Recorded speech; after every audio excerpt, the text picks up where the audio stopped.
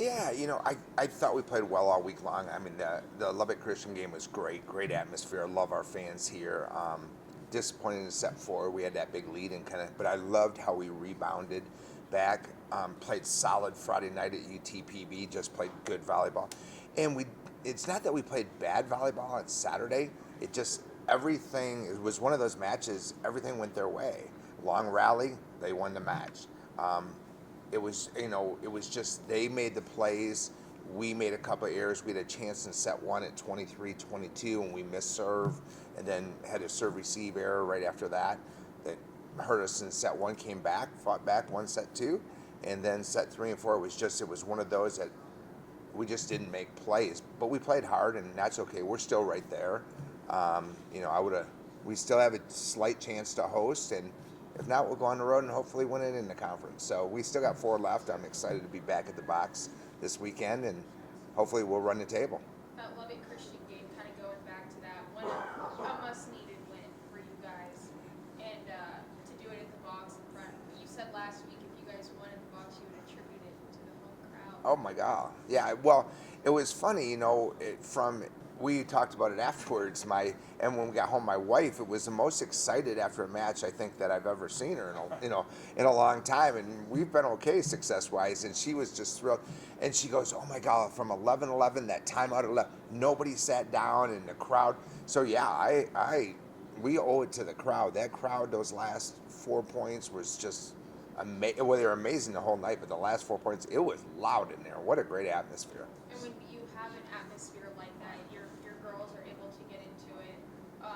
Playing at the box, how big is that advantage? Oh, we haven't lost her yet. Knock on wood. We haven't lost her yet. It's a huge advantage. The atmosphere is great. The girls thrive on it. It's kind of reverse Saturday. Angelo State had a really good crowd, and it's kind of reverse. Good teams play off that and use that to their advantage, and I think we're one of those good teams that do that. Going back to Tuesday, you talked about being disappointed in set four, but then in the fifth set, you guys rallied off like the final 8 points to secure the match. It was the weirdest match I've ever coached. I mean, set one was fine. We lose 23-25. Set two was fine. We win 25-23. Then set three is where it got crazy. We're down 19-23, and we go on a 6-point run and win. Set four, we're up 18-11, and with us, we shouldn't lose, but we lose. And then set five, we're down 8-11, and go on a 7-point run and win. It's the goofiest. I mean, talk about momentum changers. I mean, that was a match of momentum. Stowe, this is an elite program, and Stowe comes in and gets a chance to set an all-time record there.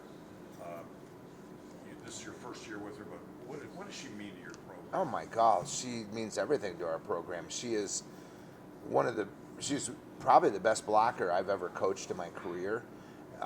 She's even a better young lady. I mean, that young lady is just a quality person. She's a team first person. For her to achieve that, what in the world, 571 block record to break, and we're not done yet. We still have 4 to go. She's everything that she's getting, she deserves. She works hard every day, and the best part about it, she's even a better person than she is a player. That's really cool to be a part of that. You mentioned at the final homestand of the season, barring postseason play, right? St. Ed's and St. Mary's. Just what have you seen with them on tape? Be honest with you, I'll look tonight.